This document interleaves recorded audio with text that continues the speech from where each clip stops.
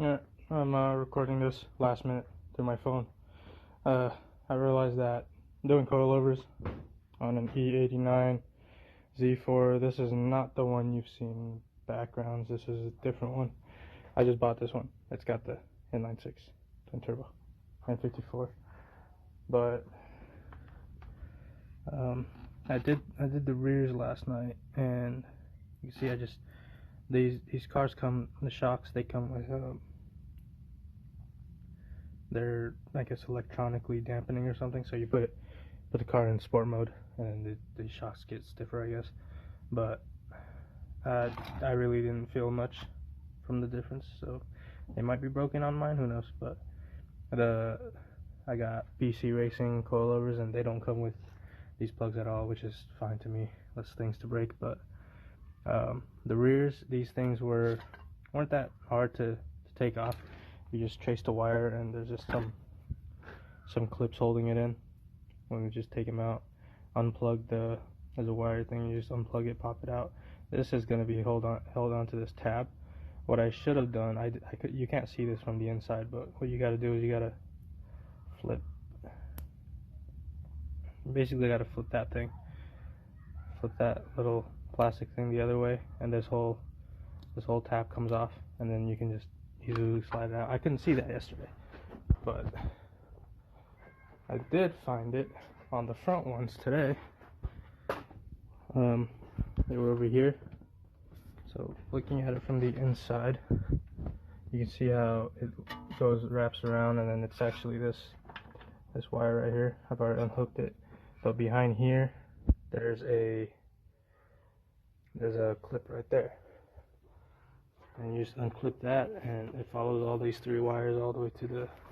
You can see where I unplugged it down there, like so. It's basically just under this bar right here. You just trace it, and then you can see the okay. You can see the little bracket piece under there, holding all three wires in. But you just, again, where is it? Here it is. I took it out. But you just pull this, and it unclips this and slides right out. And the plug is still going to be in there, right there, the blue plug. But just so you know, the rears were a pain in the ass, just because the spring. I couldn't find like any video or even on the forums. I couldn't find anything that showed you how to remove these. So I tried everything. I jacked up one of the control arms all the way up to compress the spring, and then tied it up. That did not work. So what I did was I took my bottle jack, that thing right there, and I basically went from the shock, which is right there. You can see the shock attached right there. I basically went from the knuckle, that mount right there. I put the hydraulic ram right there. I did this by myself, so it might be easier if you know, there was two people doing this. But I basically had it right there, and then I had it up against this right here. Not this, but there's the body of the cars right there, which is pretty strong enough to push the knuckle down, and that gave me enough room to. That still didn't actually. It didn't give me enough room to pry it out. But what I did was, to grab the spring out. So what I did was I don't have a pry bar. If you have a pry bar, it's gonna be easier. But I took a breaker bar, and it had just enough gap between on the bottom, but right here. And I took a breaker, I put it under there, and I pried it out, and it popped out, and just grabbed it. But yeah, so you technically don't need any spring compressors for the back. I'm about to find out if you need any for the front. But yeah, this is a last minute video. Just making it because it's kind of, no one's really showed this on camera before. So to remove the strut, I'm just getting everything out first. I got the wire out of that hole, and then you're gonna have to remove the sway bar end link here. It looks a bit, I guess I'll replace that soon anyways, but there's this bracket holding it in, and then just a nut, but got that out. And then I had to jack up the lower control arm to raise it up a bit, and it just came right off. So that's how you do it. And then I guess I'll just lower this, and then there's just right back here there's a nut bolt that's clamping onto the strut. So I guess that's next, and then these top three bolts, and it should come out. Should. Alright, I'm sorry about not showing the footage of me doing this. I am recording this from my phone, so I can't really need it anywhere. As you can see, I got it out. Just wanted to add a little thing. There is a, where'd it go? Here it is. There's a ABS sensor here. So that goes right back here. You can see I put the bolt back in there. But that thing wraps around from here. It's from this bracket back here, and that bolts onto the strut. And the wire wraps around here pretty close. So I decided I'll just remove that and get it out of the way before I pinch it on something or snap it off. But yeah, make sure you don't have to do it, but it makes me feel better about not having to replace that wire when I snap it. It's easy enough too. I just took that one screw and pulled it right out. But so this is gonna come out now. I think I should probably take these out and then have it swing out here and then pull it out. That might be better.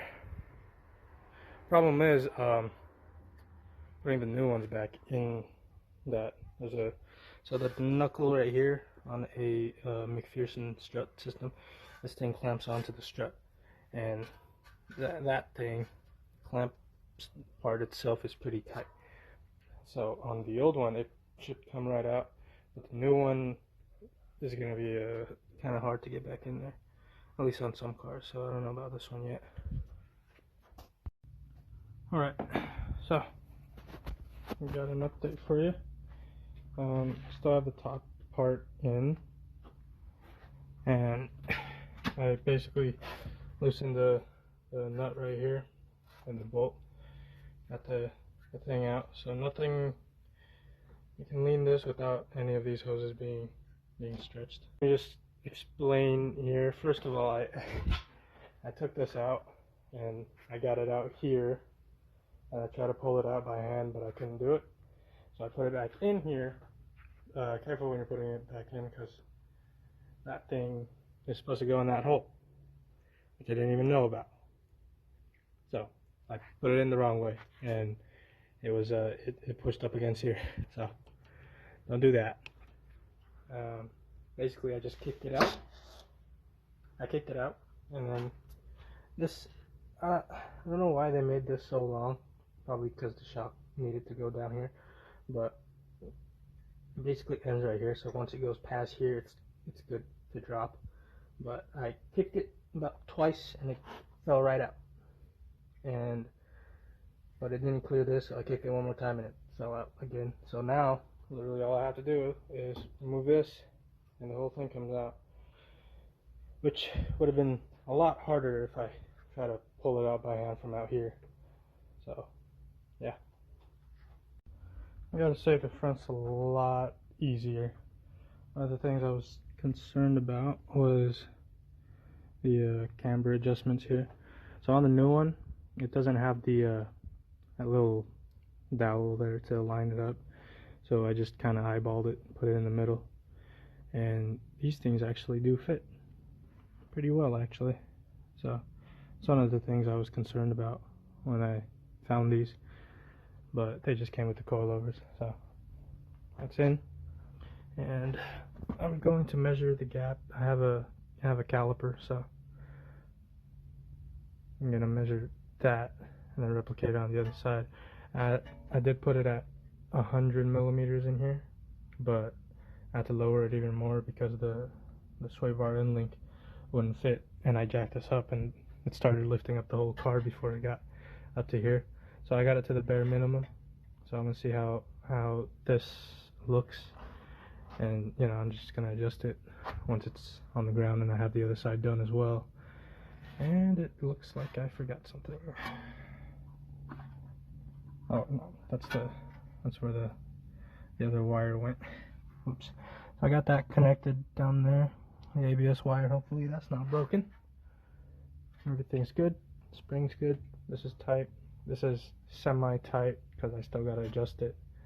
So yeah, the back's already adjusted to the stock ride height, and I'm gonna see how that rides first. I'm gonna adjust the shocks and just put these to hard first, and then I'll, you know, slowly start adjusting them. I think these are 30 weight dampening, so just got the other side to do. I'll do that off camera.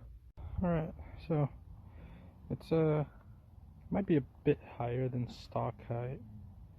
It's pretty close to stock height. I'm just gonna keep it like that. I'm gonna play around with the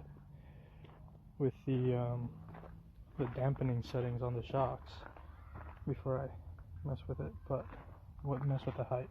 Also, I'm waiting on the wheels to get here. Well, I haven't bought any wheels, but I'm looking for wheels to get here first. But I basically just installed these because this wheel, every time I'd hit a pothole or something, the entire car would vibrate, and the steering wouldn't vibrate, the whole car would. So I just kind of thought it was the shocks, and turns out it was. This car has air shocks, I guess, but that kind of, it actually did fix it, so that's good. But coming back here, just to let you guys know, I probably should have jacked this up, but there's a spring back there. It's basically, so there's a lower control arm and then an upper control arm, and then there's a spring that sits on the upper control arm. Maybe like have a buddy, or press, basically you gotta press the knuckle down all the way to get that shock to, the spring to loosen up a bit, but it's still not enough, so you kind of have to get a pry bar and pry it out of there. But the shock, however, bolts, there's 3 bolts up here, nuts up here that screw onto the shock, the top part of the shock itself, and to get this out, it's actually pretty different. I didn't see, I don't know if I've seen anyone do coilovers on a Z4 before. Well, Z4 yes, but the e89 2009 to 2016 ones, I haven't seen that much, even on the forums. I haven't seen any videos, so hopefully this would help out. So basically what I did was I took this out. There's just a whole bunch of panel clips over here, and you don't have to take this whole thing out. I just started taking this whole thing out because I didn't know what I was doing at first. So you could leave these if you wanted. Main thing you have to take out is this box right here. There's like panel clips right here and over here, and then this whole thing comes up because this is under here, and we got to take this out. And then there's one back there, you can see it. I broke that one off, and I also broke this one off, but you do not have to take that off, or this. I did pull that out too, but basically what I did was, what I ended up doing was I lifted the top.